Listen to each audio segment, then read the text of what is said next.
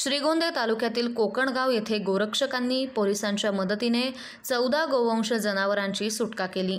या जनावरांना कत्तलीसाठी डांबून ठेवण्यात आलं होतं। मात्र गोरक्षकांनी पोलिसांना माहिती देताच स्थानिक नागरिकांनी गोंधळ घातला आणि जनावरे सोडण्यास विरोध केला।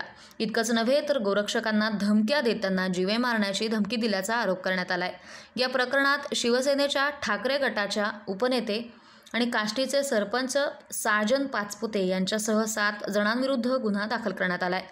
गुन्हा दाखल झालेल्या व्यक्तींमध्ये मुस्तफा कुरेशी, इब्राहिम कुरेशी, आतिक कुरेशी, साजन सदाशिव पाचपुते, महेश चव्हाण, शारदा महेश चव्हाण आणि शिंदे यांचा समावेश आहे।